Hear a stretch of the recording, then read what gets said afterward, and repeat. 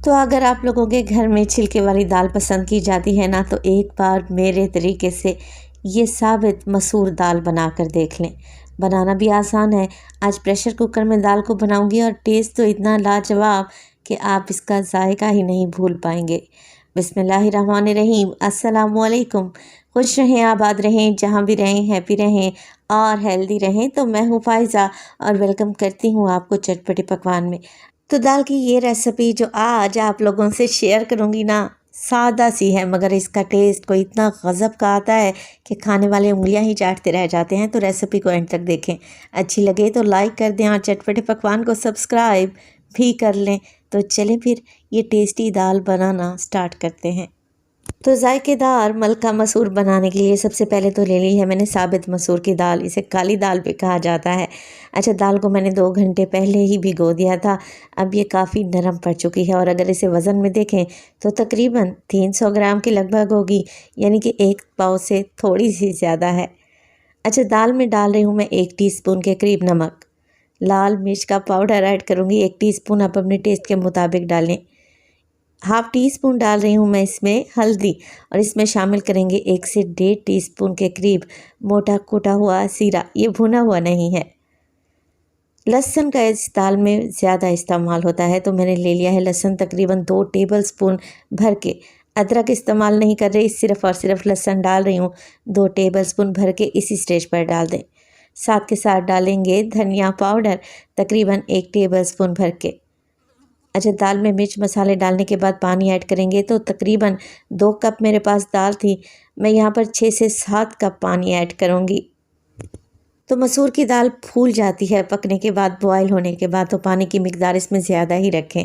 तो मैं तकरीबन 7 कप के बराबर या 3 गिलास मैंने इसमें पानी ऐड कर दिया है। बस जी, कुछ भी नहीं करना। मिक्स करेंगे, कवर लगाएंगे प्रेशर कुकर का और तकरीबन 15 मिनट के लिए दाल को बॉयल होने के लिए छोड़ दें, मीडियम टू लो फ्लेम पे। अगर आप पतीली में बना रहे हैं तो आपको आधा घंटा भी लग सकता है। तकरीबन 15 मिनट के बाद प्रेशर कुकर का मैंने सारा प्रेशर निकाल दिया है। अब आप लोग ज़रा चेक करें दाल का पानी कैसे सोख कर लिया है दाल ने। अच्छा, ये मलका मसूर जो मैं बनाने जा रही हूँ ना, जितनी गली हुई होगी उतनी ही क्रीमी और टेस्टी बनेगी। तो दाल का दाना यहाँ पर अच्छे से मैश हो रहा है, ये बहुत अच्छे तरीके से गल चुकी है। अब क्या करेंगे, इसको एक घोटा लगाएंगे। तो मैंने मधानी ले ली है। अगर आप साबित दाल रखना चाहते हैं तो आपकी मर्ज़ी। अगर मेरी रेसिपी से ट्राई करते हैं ना, तो फिर इसे घोटा लगाना तो पड़ेगा। तो यहाँ पर मधानी की मदद से मैं इसे घोट लूँगी। घुटी हुई दाल मज़ीद क्रीमी बनेगी। कुछ दाने दाल के पिस जाएंगे और कुछ साबित रहेंगे जो खाने में बहुत ही टेस्टी लगेंगे। तो दाल को घोटा लगा लिया है। अब यहाँ पर दाल की कंसिस्टेंसी काफ़ी ज़्यादा थिक है, गाढ़ी दाल है।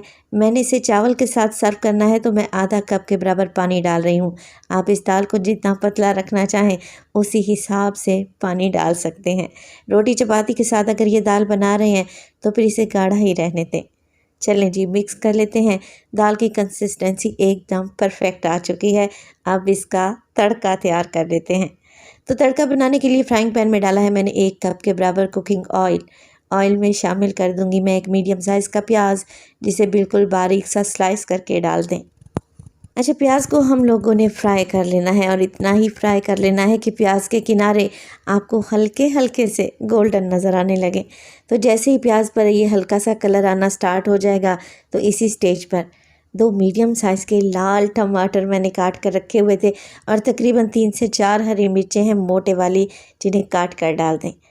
इस स्टेज पर हम लहसुन का इस्तेमाल नहीं करेंगे क्योंकि ऑलरेडी दाल में मैं 2 टेबलस्पून लहसुन डाल चुकी हूँ। अगर ज़्यादा लहसुन डाला ना तो फिर दाल का टेस्ट कड़वा भी आ सकता है। तो बस तड़के में हम प्याज, टमाटर और हरी मिर्च का इस्तेमाल करेंगे। तो बस टमाटर को पका लें इतना कि टमाटर सॉफ्ट हो जाएं। स्पैचुला की मदद से टमाटरों को मैश करते रहें ताकि अच्छे तरीके से घुल जाएं। और इसी स्टेज पर अगर तो रेसिपी आप लोगों को ज़रा सी भी अच्छी लग रही हो, रेसिपी को लाइक कर दें और चटपटे पकवान को सब्सक्राइब भी कर लें। आप सब लोगों का बेहद शुक्रिया। तो जैसे ही टमाटर घुल गए मैंने तड़का दाल में लगा दिया है। साथ के साथ डालेंगे ढेर सारा हरा धनिया और मिक्स कर लेंगे। दोबारा 1 से 2 बॉयल आने देंगे दाल को, ताकि दाल में सारी चीज़ें अच्छे तरीके से वेल कंबाइन हो जाएं और दाल में अच्छा जायका आ जाए। तो इसी स्टेज पर नमक को चेक कर लें। नमक अगर आप लोगों को कम लगे तो मज़ीद ऐड करें और दाल के नमक को एडजस्ट कर लें। 1 से 2 बॉयल ही आने देंगे दाल को और परफेक्ट दाल तैयार है। जैसे मैंने आपको बताया कि बेहद सादा सी ये दाल है मगर जायका बड़ा ही गज़ब का है। अच्छा, तड़का अगर आप लोग देसी घी का लगा लेंगे ना तो दाल को 4 चांद ही लग जाएंगे, मगर ऑयल से भी बड़ा ही अच्छा टेस्ट आएगा। इतनी टेस्टी बनेगी कि आप चम्मच से ही खा जाएंगे। दाल की जायकेदार रेसिपी को मैं सर्व कर रही हूँ उबले हुए चावल के साथ। तो उबले हुए चावल तो हर किसी को बॉईल करना आते हैं, इसलिए मैंने रेसिपी शेयर नहीं की। चावल के साथ ही मैंने कचूमर सैलेड भी बना लिया है। तो देखें, लग रहा है ना टेस्टी कम्बिनेशन। रेसिपी बनाएं तो अपना फीडबैक लाजमी दिया करें। आपके एक प्यारे से कमेंट का मुझे इंतज़ार रहेगा। तो साबित मसूर की दाल को मुख्तलिफ़ तरीक़ों से बनाया जाता है। कुछ लोग तो इसमें इमली का पेस्ट भी डालते हैं, मगर दाल की इस रेसिपी को मैंने बिल्कुल सादा रखा है ताकि दाल का असल जायका आपको खाने को मिले। चलें जी, टेस्ट कर लेते हैं।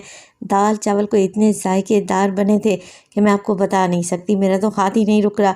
आप रेसिपी बनाएं तो अपना फीडबैक लाजमी दीजिएगा। अपना बहुत सारा ख्याल रखिएगा। फ़ाइज़ा को अपनी दुआओं में याद रखिएगा। मुझे दीजिए इजाज़त। टिल देन, अल्लाह निगहबान।